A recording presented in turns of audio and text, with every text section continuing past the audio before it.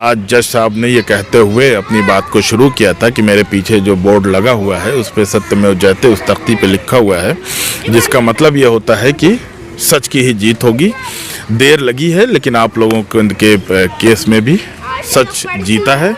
आप लोगों का यह हक था जमहूरी डेमोक्रेटिक कंट्री में कि आप किसी भी पॉलिसी पे अपना डिसेंट दे सकें, और वो डिसेंट आपने पीसफुल दिया था। वायलेंस में किसी भी तरह का आप लोगों का कोई इन्वॉल्वमेंट नहीं था, और उस चीज़ को एक्सेप्ट करते हुए, एडमिट करते हुए कि पुलिस ने गलत तरीके से आप लोगों को फंसाया है, आप सब लोगों को तमाम चार्जेस से पूरी तरह से बरी किया जाता है। जो स्टूडेंट बेगुनाह है, आप उसको 2 साल परेशान करके आप उसकी आवाज़ को नहीं दबा सकते। बीइंग एडमिनिस्ट्रेशन आपको इंक्वायरी करानी चाहिए थी, और अगर ये लड़के बेगुनाह थे तो फिर इनके हक के लिए जामिया एडमिनिस्ट्रेशन को खड़ा होना चाहिए था। मेरे ऊपर इल्ज़ामात लगा के और मेरे दामन को दागदार करके मेरे ऊपर 2 साल मुकदमा चला के आप मुझे शांत नहीं कर सकते। जामिया एडमिनिस्ट्रेशन का रोल पहले दिन से बहुत ही मशकूक कहा जा सकता है, क्योंकि जामिया के बच्चों पर जामिया के अंदर घुस के, जामिया की लाइब्रेरी में घुस के बच्चों को बुरी तरह से पुलिस ने मारा, सीसीटीवी कैमरे तोड़े,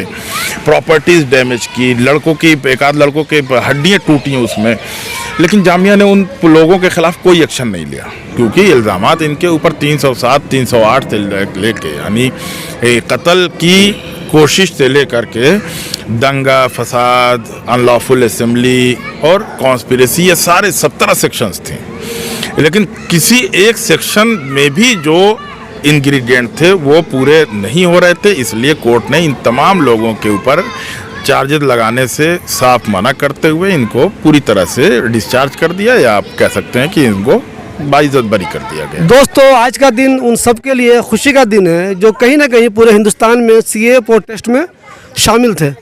अब सब लोगों को मालूम है कि जामिया भी सीए प्रोटेस्ट का एक सेंटर था। 13 दिसंबर 2019 को जामिया में सीए के खिलाफ प्रोटेस्ट हो रहा था। धीरे धीरे ये प्रोटेस्ट वायलेंट हो गया। बाद में पुलिस ने कुछ लोगों के खिलाफ एफआईआर कर दी, उसमें जामिया के बहुत सारे स्टूडेंट थे। आज उन सभी स्टूडेंट के लिए खुशी की खबर यह है कि वो सब के सब बाइज्जत बरी हो गए हैं। उनमें से 4 ऐसे लोग हैं जिनकी पैरवी जो हमारे साथ मौजूद है। एडवोकेट अबू बकर सबाक साहब वो थे। सबाक साहब, ये बताइए, आज जो फैसला कोर्ट का आया है वो एग्जैक्ट क्या है?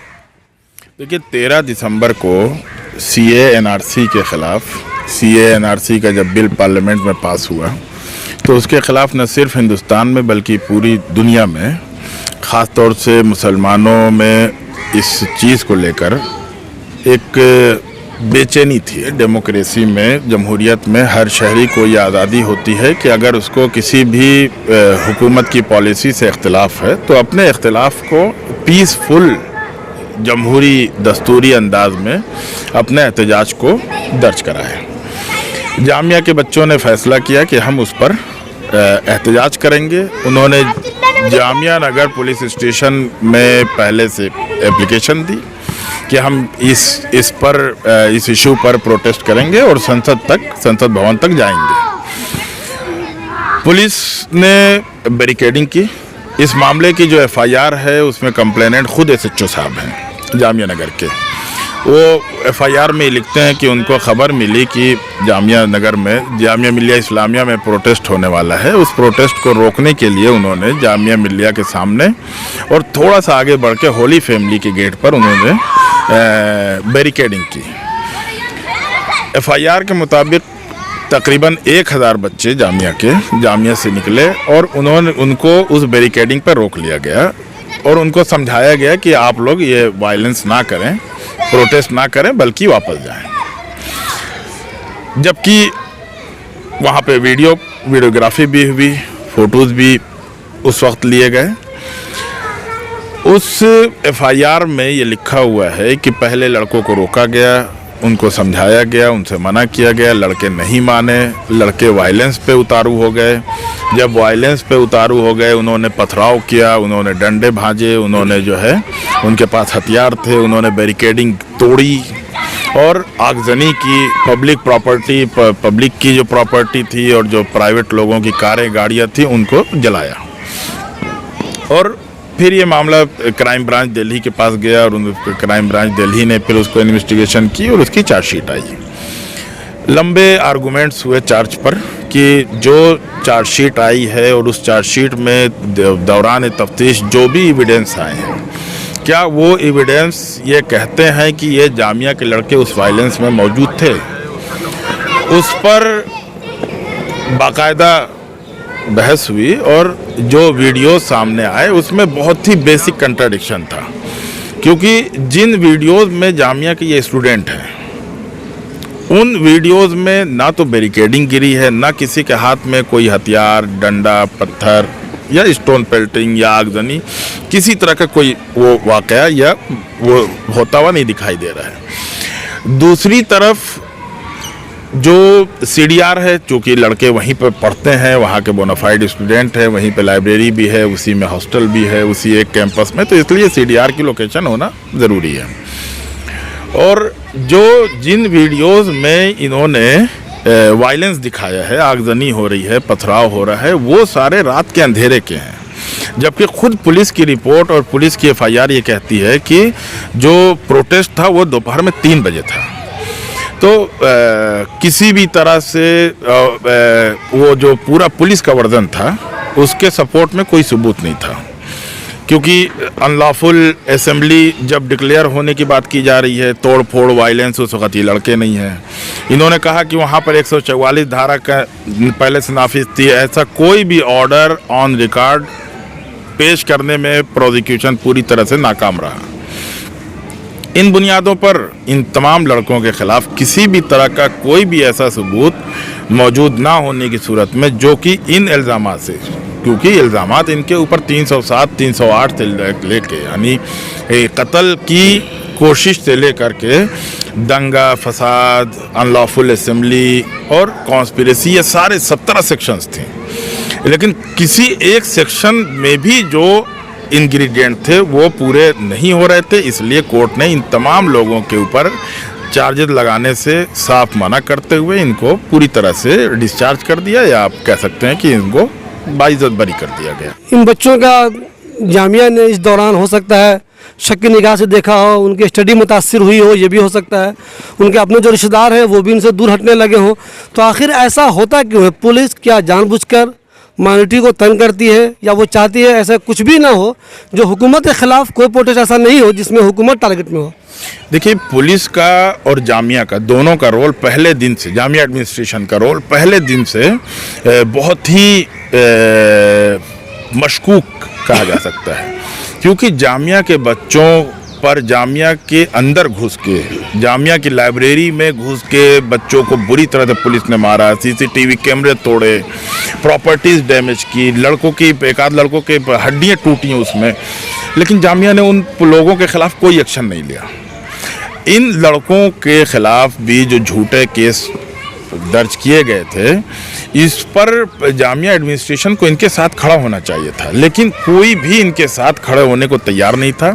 और बहुत ही ज़्यादा इनके कोर्ट ने भी अपने आर्गूमेंट्स में या जो ऑब्जर्वेशन में उस चीज़ को का इकरार किया है कि इन लड़कों के साथ जो ज़्यादती हुई है, इनके साथ कानून का जो गलत इस्तेमाल हुआ है, इनके साथ जो हरासमेंट हुआ है, हर डेट पर कोर्ट में जाके खड़े हो जाना एक मुल्जिम की तरह से, और आम समाज में जो एक मैसेज दिया गया कि ये लड़के दंगाई थे, जबकि ये लड़के टॉपर हैं, मेरिटोरियस स्टूडेंट्स हैं, जिन्होंने अवार्ड्स जीते हैं और अच्छे कोर्सेज में थे। कभी इस तरह का ना तो इनकी फैमिली का, ना इन लड़कों के ख़िलाफ़ कभी कोई कंप्लेंट, किसी भी तरह का कोई इल्ज़ाम नहीं था, लेकिन उन्होंने उनके दामन को दागदार करने की में कोई कमी नहीं छोड़ी, और जामिया एडमिनिस्ट्रेशन ने भी उसमें पूरा योगदान दिया है। उनको इन लड़कों की तरफ से कम एक इंक्वायरी करानी चाहिए थी। बीइंग एडमिनिस्ट्रेशन आपको इंक्वायरी करानी चाहिए थी, और अगर ये लड़के बेगुनाह थे तो फिर इनके हक के लिए जामिया एडमिनिस्ट्रेशन को खड़ा होना चाहिए था। अबू बकर सब्बाक साहब ने जिनका 4 लोगों की पैरवी की, उसमें एक महमूद अनवर भी हमारे साथ हैं।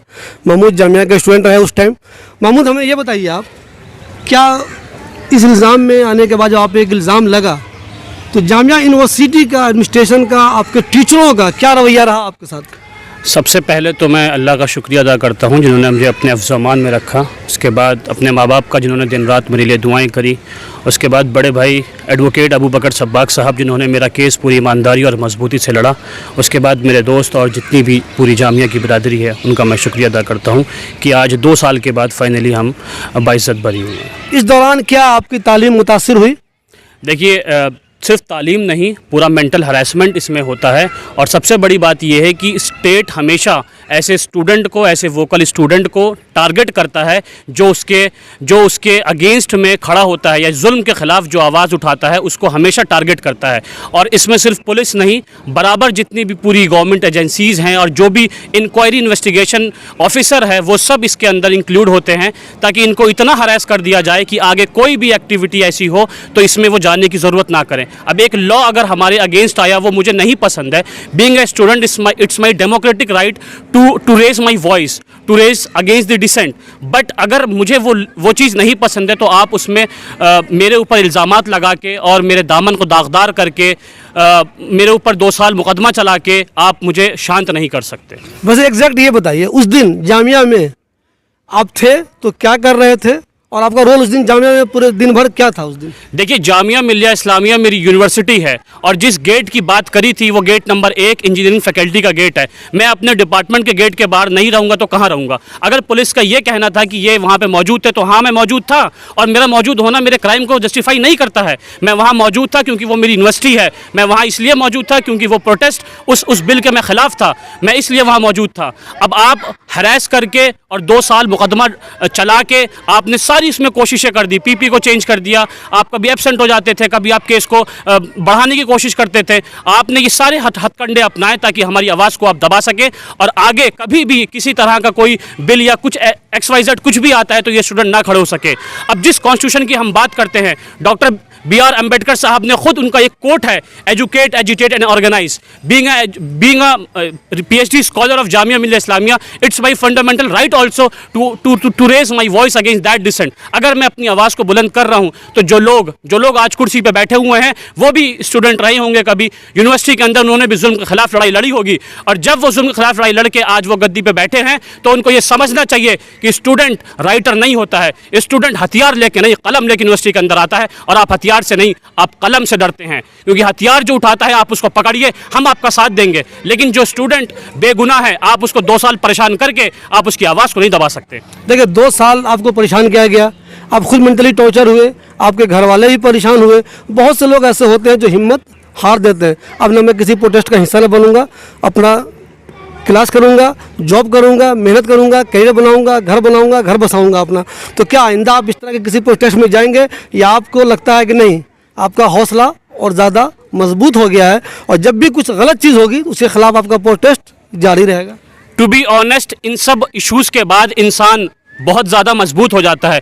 और मैं अपने एडवोकेट का भी शुक्रिया अदा करता हूं जिन्होंने मुझे हर हियरिंग पे एक हिम्मत दी थी, और अपने माँ बाप का भी शुक्रिया अदा करता हूं जिन्होंने मुझे कभी ये नहीं कहा कि आज के बाद यहाँ मत जाना। उन्होंने हमेशा यही तालीम दी कि जुल्म के खिलाफ हमेशा खड़े रहना। अगर जुल्म हो रहा है, इंडिया के अंदर 62% यूथ रहता है, और जितनी भी गवर्नमेंट है या जो भी गवर्नमेंट एजेंसीज़ हैं वो हमेशा यूथ को प्रमोट करने की नई स्कीम्स लेके आते हैं और यूथ की बेहतरी की बात करते हैं। एक यूथ अगर खड़ा होकर उनसे सवाल पूछ रहा है तो वो उस यूथ को किस तरह से झूठे मुकदमे में फंसा के जेल के अंदर डालना चाहते हैं। ये हमें समझना चाहिए कि सरकार, पुलिस या स्टेट इसके अंदर वो इस चीज़ को समझे कि जितने भी स्टूडेंट या जो भी एक्टिविस्ट हैं वो कलम लेके चलते हैं और आपको कलम से नहीं डरना चाहिए। सब्बाक साहब, ये बताइए, इस पूरे मामले में कुल, जैसे आपके 4 जिनकी पैरवी आप कर रहे थे, कुल मिलाकर कितने लोग थे जिन पे FIR हुई थी, और क्या सबके सब बरी हो गए हैं या कुछ बचे हुए हैं अभी आपकी मालूमात के हिसाब से?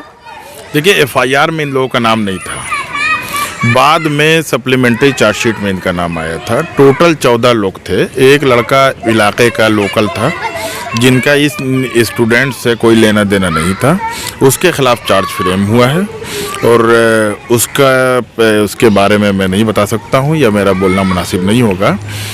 जबकि बाकी जो स्टूडेंट थे 13 लड़के, इनके ख़िलाफ़ किसी भी तरह के चार्जशीट तो बहुत मोटी बनाई थी उन्होंने, सारी चीज़ें लेके आए थे, लेकिन कोई भी उसमें ऐसी चीज़ नहीं थी जो कहीं से भी इनको दंगाई या जो है कानून का के ख़िलाफ़ मुजरिम या मुलजिम कैटेगरी में खड़ा करता। तो वो एक बाद में सोची समझी साजिश के तहत इन लड़कों को दबाने के लिए या बाकी लड़कों को ये मैसेज देने के लिए स्टूडेंट्स को कि जो भी हुकूमत की पॉलिसीज़ के ख़िलाफ़ आवाज़ उठाएगा, चाहे वो पॉलिसी समाज दुश्मन हो, आवाम दुश्मन हो, उन सारी पॉलिसीज़ के ख़िलाफ़ जो भी आवाज़ उठाएगा उनका ये अंजाम होगा। जबकि आज जज साहब ने ये कहते हुए अपनी बात को शुरू किया था कि मेरे पीछे जो बोर्ड लगा हुआ है उस पर सत्यमेव जयते उस तख्ती पे लिखा हुआ है, जिसका मतलब ये होता है कि सच की ही जीत होगी। देर लगी है लेकिन आप लोगों के केस में भी सच जीता है। आप लोगों का यह हक था जमहूरी डेमोक्रेटिक कंट्री में कि आप किसी भी पॉलिसी पे अपना डिसेंट दे सकें, और वो डिसेंट आपने पीसफुल दिया था। वायलेंस में किसी भी तरह का आप लोगों का कोई इन्वॉल्वमेंट नहीं था, और उस चीज़ को एक्सेप्ट करते हुए, एडमिट करते हुए कि पुलिस ने गलत तरीके से आप लोगों को फंसाया है, आप सब लोगों को तमाम चार्जेस से पूरी तरह से बरी किया जाता है। जज साहब ने तो कह दिया कि सच की जीत होनी चाहिए, लेकिन उस ज़माने में जब चैनल वालों ने या आम लोगों ने, नेताओं ने, या जो भी इस तरह के लोग हैं जो ऐसे लोगों से नफरत करते हैं, इनको दंगाई कहा, इनको आतंकी कहा, चैनल वालों ने आतंकी कहा, देशद्रोही कहा, तो वैसे लोगों को क्या शर्म आएगी? नहीं आएगी। तो क्या आप लोग वैसे लोगों के ख़िलाफ़ भी कभी कोई एक्शन लेने की तैयारी करते हैं या कर रहे हैं? नहीं, यकीनन इस चीज़ पर गौर किया जा रहा है और गौर किया जाएगा कि ऐसे लोगों के ख़िलाफ़ क्या एक्शन लिया जाए। अब चूँकि जमहूरियत का और आज़ादी बराए इजहार ख़याल के, या जिसको हम एक्सप्रेशन ऑफ फ्रीडम कहते हैं, इसका जो जिस तरह से मिसयूज़ हो रहा है और उसके पीछे जो ताकतें हैं और हुकूमत में बैठे हुए जो लोग हैं जो इस तरह की सोच को बढ़ावा देते हैं, जो खुलेआम ये कहते हैं कि मुसलमानों को मारो काटो। खुद मौजूदा हुकूमत के मिनिस्टर्स ने इलेक्शन के बीच में कहा और इलेक्शन कमीशन ने उनके ऊपर पाबंदी लगाई। इसका मतलब है कि वो इलेक्शन कमीशन की इंक्वायरी में सच्चा पाया गया कि वो मुसलमानों को मारने और जो है उनको गोली मारने की बात कर रहे थे खुलेआम। तो लेकिन उनको लेकर के पूरा सिस्टम, और या इसके लिए सबसे ज़्यादा जिम्मेदार कहीं ना कहीं न्यायपालिका तो है जो इस पर कोई एक्शन नहीं ले रही है। लेकिन दूसरी तरफ हमारी भी कोशिश होनी चाहिए और हम कोशिश करेंगे कि कहीं ना कहीं उन लोगों की भी अकाउंटेबिलिटी तय हो, मीडिया की भी अकाउंटेबिलिटी तय हो। जिस तरह से वो समाज में अपनी टीआरपी के लिए जहन में जिस तरह से जहर घोल रहे हैं, उसकी तो जवाबदेही तय होनी चाहिए। सवाक साहब, पूरे हिंदुस्तान में जिन लोगों ने भी जहाँ जहाँ सीए का प्रोटेस्ट किया, ये वाला फैसला उन सबको कितना हौसला देगा, कितना हिम्मत देगा? देखिए, अलग अलग स्टेट में और अलग अलग हालात में वहाँ की हुकूमतों का डायरेक्ट प्रभाव होता है जुडिशरी पे, इसमें कोई शक नहीं है। गुजरात फसादात के बाद सुप्रीम कोर्ट ने अगर सारे केसेस महाराष्ट्र ट्रांसफ़र किए थे तो वो एक तरह से एडमिशन था सुप्रीम कोर्ट का कि गुजरात में हुकूमत का दबाव है। तो उस तरह से जो यूपी में जो केसेस हुए थे, अलीगढ़ मुस्लिम यूनिवर्सिटी में जो इल्ज़ामात और 1500 और 1,000 लड़कों के खिलाफ झूठी FIR हुई थी, लेकिन उस पर अभी तक कोई एक्शन नहीं है और लड़कों के खिलाफ जो है लड़कों का बहुत हरासमेंट हो रहा है। जबकि दिल्ली की जुडिशरी बाकी स्टेट्स के मुकाबले में काफ़ी बोल्ड भी है, डेयरिंग भी है और ईमानदार भी है।